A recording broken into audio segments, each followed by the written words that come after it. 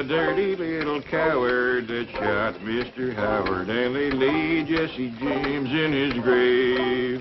Was a Saturday. Jethro needs awfully worried about Granny. What's she doing? Nothing. Just sitting in the kitchen, rocking and staring at the wall. She won't talk to nobody nor say hi to her. Yeah, I noticed Granny kind of drooping this morning. I reckon she misses Pearl. But them two was always scrapping. I reckon that's what she misses. You know, Granny's a lot like that band of yours, Ellie. She loves a scrap. That's the truth. Used to pleasure her considerable to throw Aunt Pearl out of her kitchen. Yeah, Granny don't want no one cooking in there except her. Jethro, I think you just come up with an idea. I did?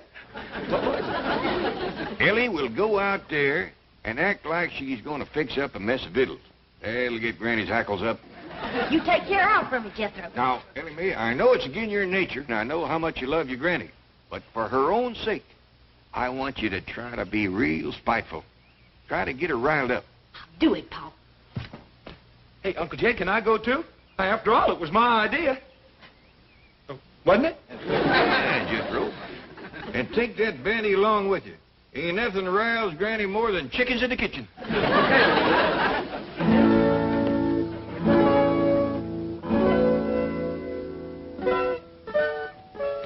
Why, I'm going to cook up a mess of victuals.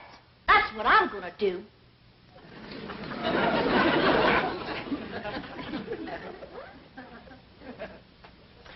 I'm going to get out every pot and pan in this here kitchen, and I'm going to whop up the doggonedest meal anybody ever tasted.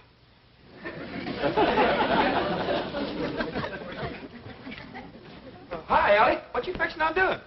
I'm going to cook up some victuals. Granny don't allow nobody to cook victuals at her kitchen. I don't care what Granny don't allow. I'm going to cook up some victuals anyhow. I'll help you. Here now, what are you young'uns up to? Oh, we's gonna cook us some victuals. Why, you know Granny don't allow that in her kitchen. We don't care what Granny don't allow. We's gonna cook us some victuals anyhow.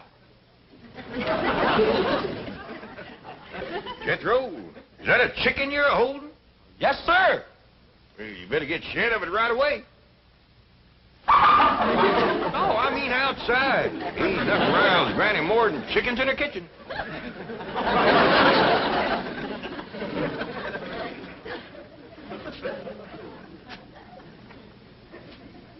This is worse than I thought. Don't nothing rile her up. We gotta try harder. Ellie Mae, what you figuring on cooking? Grits. Grits? Why, your Granny just cooked a mess of grits last night. I know, Paul, but them was the worst mess of grits anybody ever cooked. Well, heck, I ate 4 great big heaping books. Ellie Mae Clampett, what a spiteful, riling thing to say about your Granny's cooking. Child is right, kid. I can't do nothing no more. I ain't worth the powder to blow me up with. Granny, I didn't mean it. Paul made me say it. It was the best grits ever. They sure was, Granny. Like I was gonna tell you. I ate 4 great big bowls. But Uncle Jed, he wouldn't let me tell you. And he made me throw that chicken on you, too. I don't blame Jed for wanting to get rid of me. I'm just a useless old woman. I ain't good for nothing or nobody. My time has come. Now, Granny, hold on there. No, Jed. Just do me one favor. Send me back home. I don't want to die in this foreign country.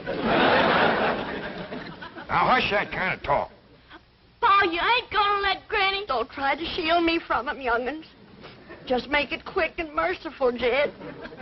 Poleaxe me. Well, I sure made a mess of that. Come on, maybe we can think of something if we go outside and put our 2 chicken brains together. Oh, come on, Uncle Jed.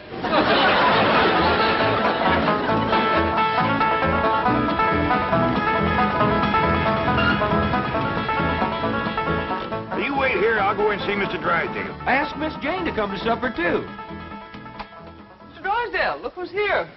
I don't want to be no bother. Well, it's always a pleasure to see you, Mr. Clampett. Sit down, sit down. Thank you. Well, now, what can I do for you? Well, I got a little problem. You know, your problems are my problems. What's troubling my favorite depositor? Well, who? You, Mr. Clampett, you. Oh, Well, you see, it's Granny.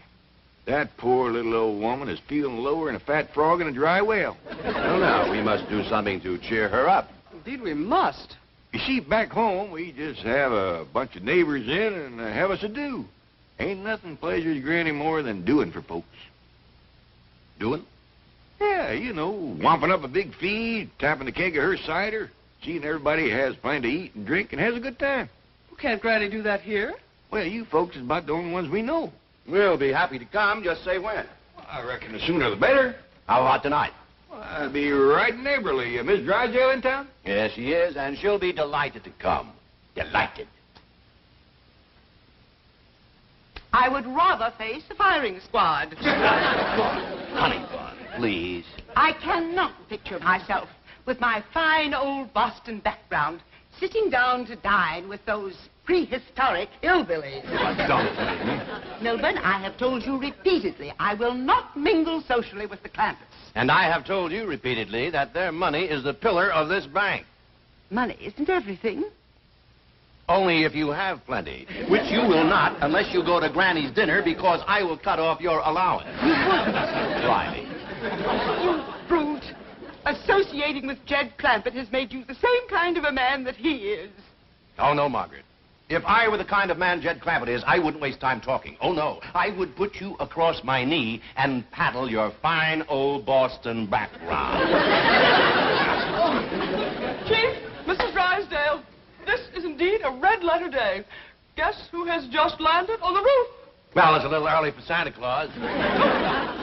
No, indeed. It's our distinguished chairman of the board, Mr. Martin Van Ranserhorst. What? Well, I thought he was on the World Cruise. No, he's anchored his yacht off Balboa and helicoptered in to see you. Mr. Van Ranserhorst. Marty Milburn, call me Marty. You know Mrs. Drysdale. Oh, yes, of course. Congratulations. Congratulations for what? Well, I think you should be the first to know I'm elevating your husband to the board of directors. Board of directors? Nice. Yes, well, he deserves it. Any man that can land the Clampett account is my kind of banker. And I want the two of you to celebrate with me having dinner on my yacht. Well, thank you. We'd be delighted. I have a new French chef that's a genius. Every meal is an adventure. Sounds marvelous. But, darling, have you forgotten that we're dining with the Clampetts this evening? Oh, well, don't worry about that. I'll call it off. Oh, no, we won't. There's one man I want to meet, J.D. Clampett. Business genius. Financial wizard. Shrewd, calculating, incisive. Mr. Clampett? Who told you Mr. Clampett was that kind of a man? You did. I did? Yes, right after you landed the account. Oh, then, yes. Well, he's still the same kind of man, isn't he? Of course, certainly. He's Crude. What was that? shrewd. Thank you, Margaret. That's just the word I was looking for. Come on, dear. I'm sure you want to rush out and buy yourself a new wardrobe to celebrate your husband's promotion. I'm doubling your allowance. Children, now you see what trouble mingling with the lower classes can bring. What do you intend to do? Just what any decent, sensible man would do who has lied his way into trouble. I'm going to lie my way out. Oh, Mr. Van Ranselhoff. Marty. Oh, yes, Marty. Well, the Clampetts won't be able to have dinner with us on your yacht. Oh, why not? Well, it was foolish of me to forget this, but they're rather susceptible to seasickness, sort of a family characteristic. Well, that's ridiculous. They won't get seasick on my yacht. Compared to mine, the Vanderbilts have a rowboat. The whole dining saloon is as solid as this building. Just being near the ocean upsets them. Yeah, what a shame. I was going to fly the entire Lido de Paris show down from Las Vegas. Entire company, a little entertainment during dinner. What's a meal without some atmosphere, huh? Just one of those things. Now, I'll tell you what you do. Jane, charter me a jet, see? We'll fly everywhere to Hawaii, have a little luau, anywhere, moon or mama. The hula, you do the hula? It'll be a ball. I'm sorry, they're also subject to air sickness. You just can't have an ordinary dinner for a sophisticated man of the world like J.D. Clampett. Sophisticated man of the world? That's what Milburn says. Bon vivant, international financier. Those were your exact words. They were?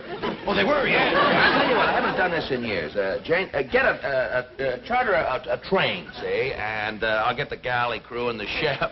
We'll have an orchestra in the club car. Dinner on the train and dessert in San Francisco. Should be $1 million less. Last time I did this was between Paris and San Moritz. Had everybody dressed as Swiss yodels. Oh! St. Bernard dogs running with kegs of brandy under the neck. Wow, wow, wow! I tell you, the Duke and Duchess, it really was embarrassing. What's the matter? They get train sick, too. Well, how do these people travel? In space capsules? Just don't stand there. Come up with an idea. I'm racking my brain, believe me.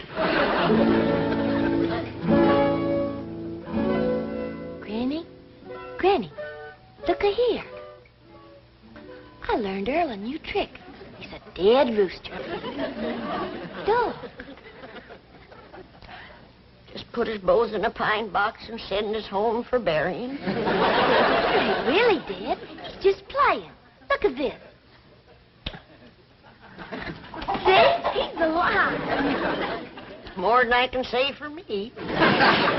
Ellie, you best stop playing with that chicken. You got lots to do. What, Paul? Oh, cooking for company, that's what. We're having a big doing. Well, who's all coming? Well, Miss Hathaway, Mr. Drysdale, Miss Drysdale, I don't know who all. Well, what'll I cook? Well, the fanciest spread ever. Jethro's out right now getting some fresh victuals. I reckon you can start heating the water for the owl soup, and I'll go down the cellar and fetch up some salted possum. Hold on, everybody. We's having a do, I'm gonna do the doing. Now, man, get this chicken out of here. Nothing rouse me like chickens in my kitchen. And the rest of you scat, too. Ellie Mae, you set the table in the fancy eating room. Jed, you go cut me some fresh greens. Oh, we're going to have a doing for the folks next door. I'll bake 'em up a possum and plenty victuals more. Have a keg of cider and a little Mountain Dew, and we'll all have ourselves up hullabaloo.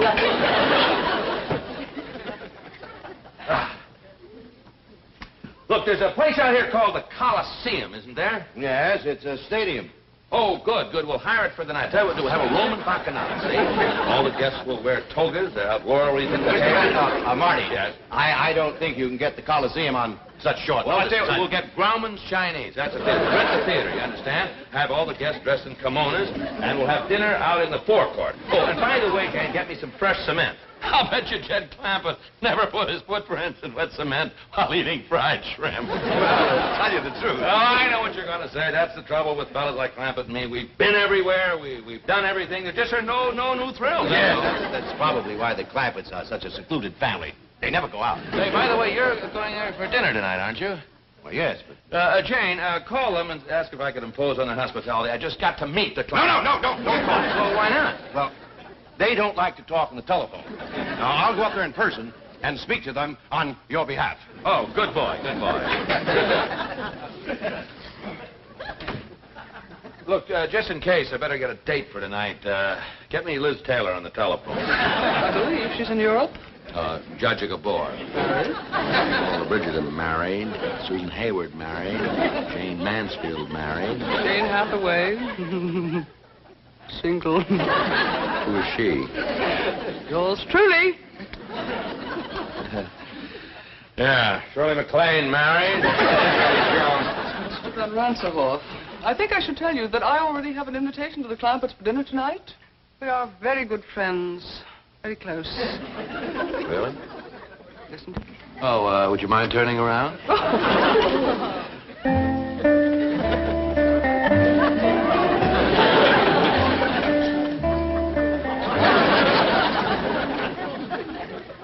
Debbie Reynolds is married. Van Ranserhoff, I think you should also know that the Clampetts do not, as they say, cotton to strangers. Miss Hathaway, let me say that you have a date for this evening. Jolly good. But, a word of caution. The fact that I have appeared eager might lead you to believe that I am a girl with whom you could take liberties. Nothing could be further from the truth. I permit no familiarity on the first date. Bless you, my girl. I can't tell you how sorry I am, Mr. Clampett, but you see, Mr. Van Ranserhoff is my boss. Well, bring him along. Granny's got plenty of possum, grits, and owl soup. Well, I'd love to bring him, but he has dinner planned on his yacht, and I have to do what he wants. I'm terribly sorry. Well, so am I. Poor Granny is going to be like a mule kick to her. Well, tell her we'll come tomorrow night or tomorrow morning for breakfast if she likes, but tonight I have to be with Mr. Van Ranselhoff. Well, I understand. Thank you, Mr. Clampett. Thank you very much.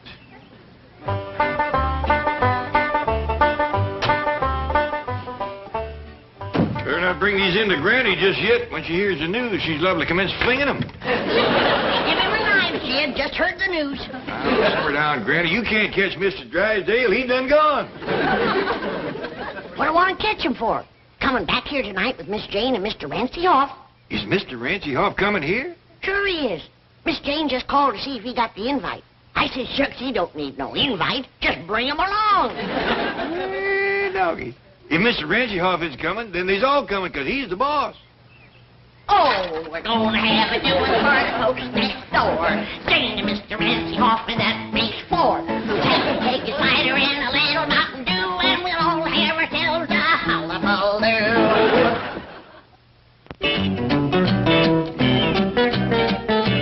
What do you mean Ranselhoff's going to the Clampetts? I'll be exposed. I'll be ruined. Chief, veritas vincit omnia. If that's the name of a poison, get me some. See, truth conquers all. Tell Mr. Van Ranselhoff the truth. Admit that you deceived him. Do you know what happened to the last man who admitted that to Ranselhoff? He is now working at the bank at Moose Jaw, Alaska. He goes to work in a dog sled. I have an idea. I am Mr. Van Ranselhoff's date tonight. I'll tell him the truth. I'll pick a romantic moment and seal it with a kiss. Are you kidding? He has a bank north of Moose Jaw. Wait till you see the divine gown I purchased. It was designed especially for an evening on a yacht. We'll take it back and try to get something as good for a day on a dog sled.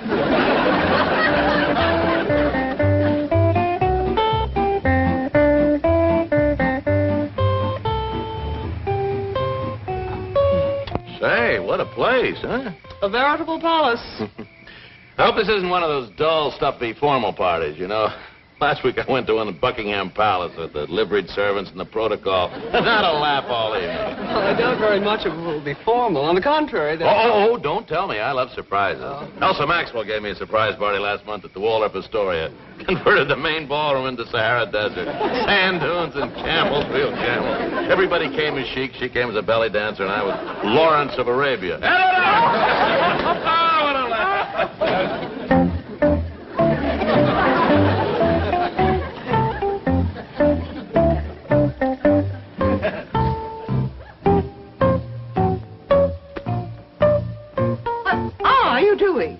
I'm packing for Moose Jaw, Alaska. Ranselhoff just arrived at the Clampetts. Surely you're exaggerating the situation. Margaret, one look at those hillbillies and I'm an Eskimo. Lady Clampett, may I present Mr. Martin von Ranselhoff? How do you do? Hey, they just call me Jed, and this here's Granny. Pleasure to know. How do you do?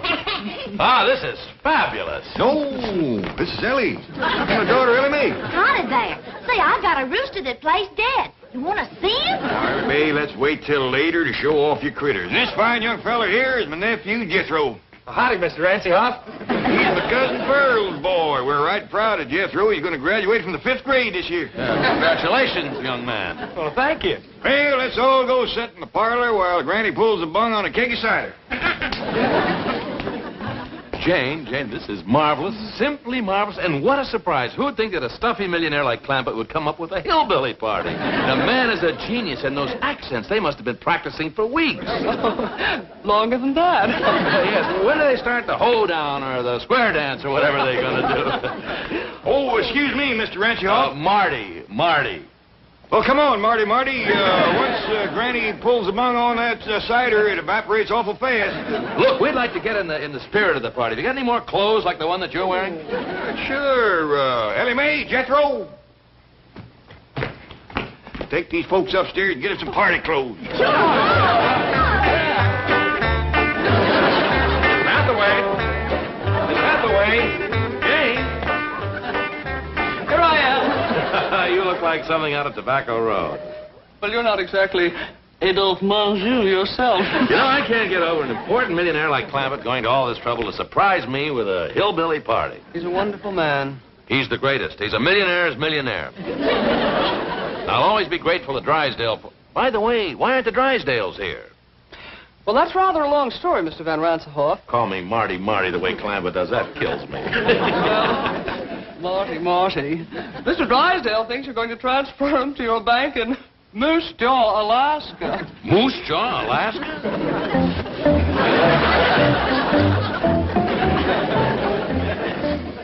Milton, what are you doing? I'm trying to figure out if I can convert these into snowshoes. I've had enough of this ridiculous nonsense. Are we going to dinner or not? No, that depends. Mr. Van Ransenhoff spoke so highly of his French chef. I'm simply dying for a Chateaubriand.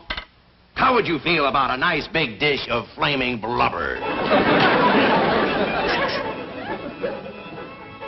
I hear square dance music. What does that mean? It probably means that Ranselhoff has left.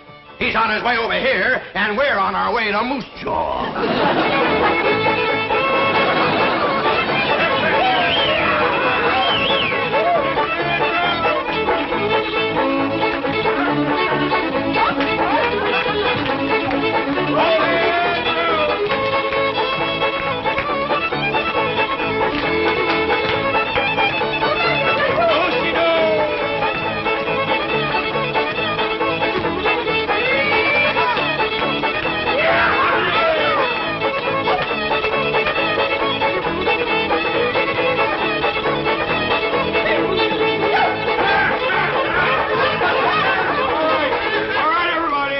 Says we can't wait no longer for the Drysdales. Her owl soup and chicken fried hawk is getting cold. This way to the fancy eating room.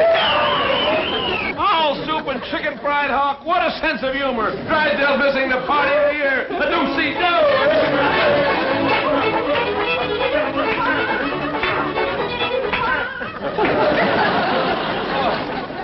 Dinner in the billiard room. This is priceless. Now, before we all sit down, there's a couple things I better explain to you, Marty.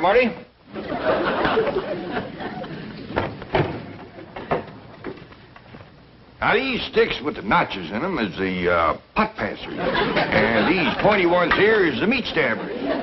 Is just dandy for stabbing stuffed crow. Wish Elsa Maxwell and Pearl Mesta could be here.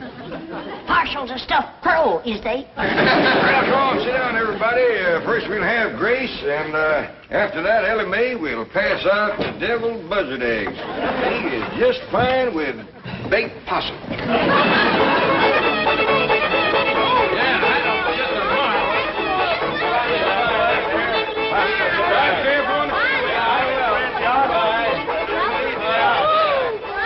I tell you, fabulous. Is that fabulous? I tell you, I've been to parties all over the world, but this is the cleverest, the most original, and what food? Imagine calling roast pheasant or just stuffed crow with gopher gravy. I noticed that you didn't eat much. Oh, the excitement of the evening. Yes, I must say, I don't blame you. I can hardly wait to get back from that around-the-world cruise, see what kind of party they're going to plan for me next. Oh, Marty. Granny says you seem so fond of her deviled buzzard eggs, she wanted you to have these to take home with you. Well, thank her for me. You bet I will. Good night. Good night. Is that beautiful? Still in character.